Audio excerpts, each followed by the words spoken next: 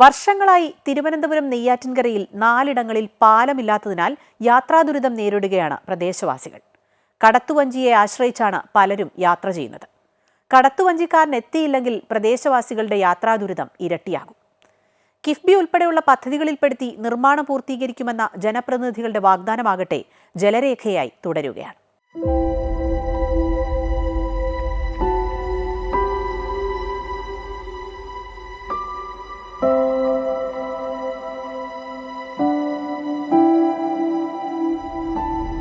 തിരുവനന്തപുരം ജില്ലയിൽ നിന്ന് ഏറെ അകലെയല്ല നെയ്യാർ ചുറ്റിയൊഴുകുന്ന നെയ്യാറ്റിൻകര.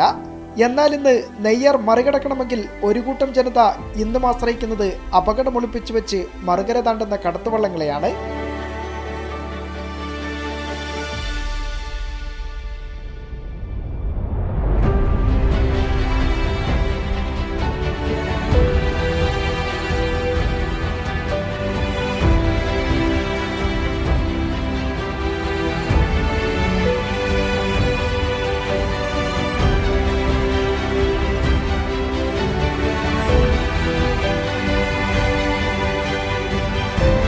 നെയ്യാറ്റിൻകര നഗരസഭാ പ്രദേശത്തെ മടത്തുവിളാകം, പ്ലാവിള, തൈപ്പുരയിടം, ചെമ്പരത്തിവിള, കൊല്ലവംവിള, വഴുതൂർ, നെയ്യാറ്റിൻകര, ഇരുമ്പിലിൽ എന്നിവിടങ്ങളെ ബന്ധിപ്പിച്ചാണ് കടത്തുവള്ളം സർവീസ് നിലവിലുള്ളത്.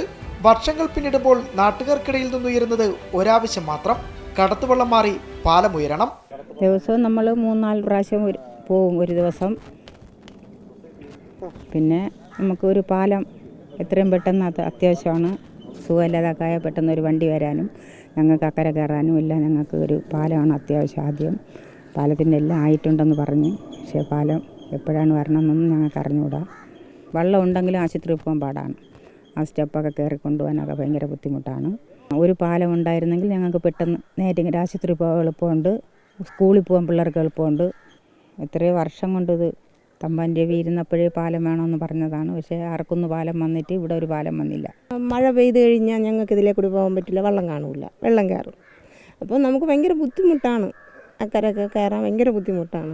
ഇലക്ഷന് വരുമ്പോൾ എല്ലാവരും പറയും ഉടനെ പാലമുണ്ട് എന്ന് പറയണതേ ഉള്ളൂ. ബോട്ട് യാത്ര പോലെ തന്നെ കടത്തുവള്ളങ്ങളും സുരക്ഷാ മാനദണ്ഡങ്ങൾ പാലിക്കണമെന്നാണ് നിർദ്ദേശം.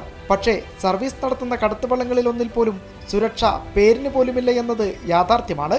പതിയിരിക്കുന്ന അപകടത്തെക്കുറിച്ച് ചോദിച്ചാൽ പ്രദേശവാസികളുടെ മറുപടിയാകട്ടെ ഇങ്ങനെയും: ഇപ്പോൾ ഇവിടെ ഇതിനെക്കാട്ടിയും വലിയ വെള്ളപ്പൊക്കത്തിൽ ആൾക്കാരെ ഭയത്തോടു കൂടി പോയിട്ടുണ്ട്.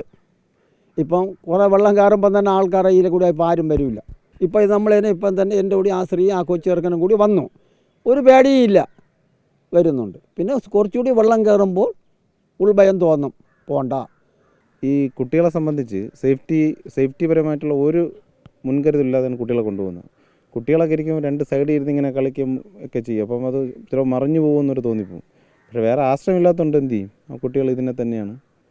ഞാനും കൊച്ചിലെ നമ്മൾ സ്കൂളിൽ പോകുന്നതും ഇങ്ങനെയൊക്കെ തന്നെയായിരുന്നു. പക്ഷേ ഇപ്പോഴും അന്ന് നമ്മൾ എങ്ങനെയാണോ പോയത് അതേപോലെ തന്നെ ഇന്നും ഒരു സേഫ്റ്റി പ്രിക്കോഷൻസ് ഒന്നുമില്ല, ഒരു സുരക്ഷയില്ലാതെ പോകുന്നു.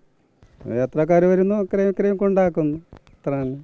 6 മണി മുതൽ വൈകുന്നേരം 6 മണി വരെ.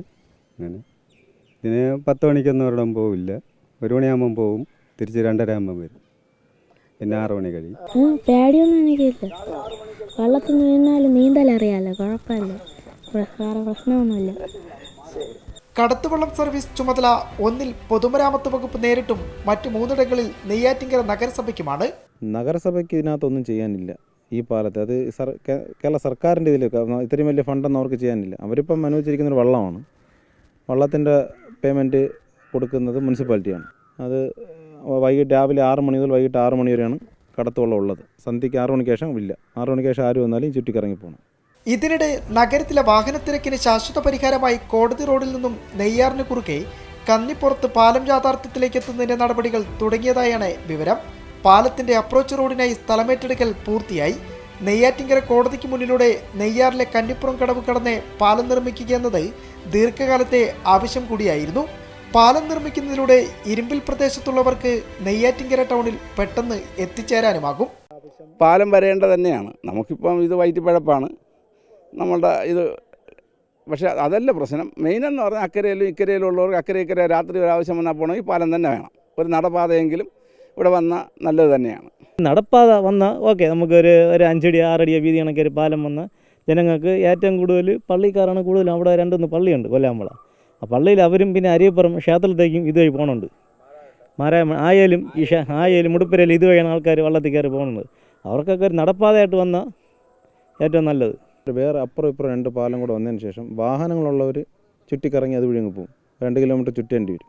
പക്ഷേ നഗരവുമായിട്ട് ഇരുമ്പിൽ, രാമേശ്വരം, മരുവത്തൂർ ഏകദേശം 10,000 കണക്കിന് ആൾക്കാർക്ക് ദിനംപ്രതി വളരെ എളുപ്പത്തിൽ നഗരത്തിൽ പോകാൻ, നെയ്യാറ്റിൻകര ടൗണുമായിട്ട് ബന്ധപ്പെടാൻ ഈ പാലം വന്നാൽ ഉപകാരമാകും.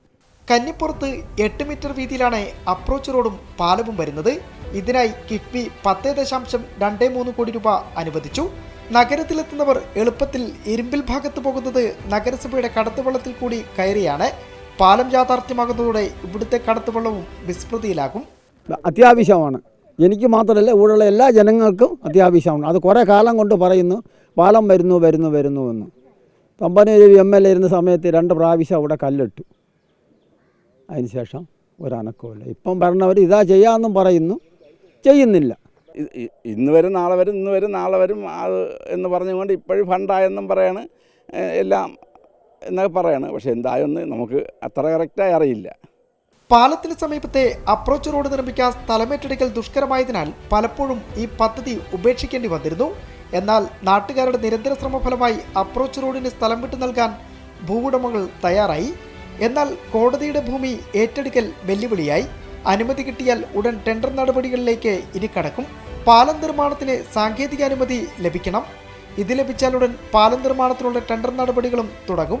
നെയ്യാറിൻ്റെ ഇരുകരകളിലുമായി 25.07 ഏക്കർ സ്ഥലമാണ് അപ്രോച്ച് റോഡിനായി ഇതിനോടകം ഏറ്റെടുത്തത്. 76 സ്ഥല ഉടമകൾക്കായി 3.5 കോടി രൂപ നഷ്ടപരിഹാരം നൽകി. ഇനി കോടതിയുടെ മുൻവശം മുതൽ കന്നിപ്പുറം റോഡിലേക്കുള്ള ഭാഗത്തെ 1.5 മീറ്റർ വീതിയിൽ സ്ഥലമേറ്റെടുക്കണം. ഈ സ്ഥലം ഏറ്റെടുക്കുന്നതിന് ഹൈക്കോടതി അനുമതി നൽകുകയും ചെയ്തു. ഇനി കോടതിയുടെ സ്ഥലം കൂടി ഏറ്റെടുത്താൽ സ്ഥലമേറ്റെടുക്കൽ നടപടികൾ പൂർത്തിയാകും. എന്തായാലും ഈ കടമ്പകൾ കൂടി കടന്ന് എന്ന് മറുകര താണ്ടാനാകുമെന്ന പ്രതീക്ഷയിലാണ് ഇവിടുത്തുകാർ.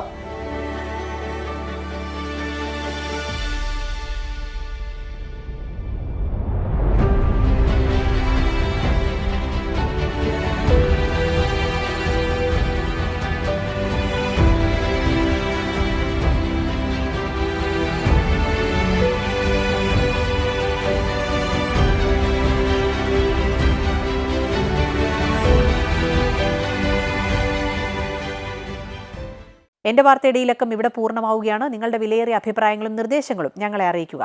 അറിയിക്കേണ്ട വിലാസം: ദ പ്രൊഡ്യൂസർ, എൻ്റെ വാർത്ത, അമൃത TV, ഗാന്ധിനഗർ, വഴുതക്കാട്, തിരുവനന്തപുരം 14. പുതിയ വിശേഷങ്ങളും ജനകീയ പ്രശ്നങ്ങൾ അടങ്ങുന്ന റിപ്പോർട്ടുകളുമായി എൻ്റെ വാർത്ത വീണ്ടും അടുത്തയാഴ്ച കാണാം. നമസ്കാരം.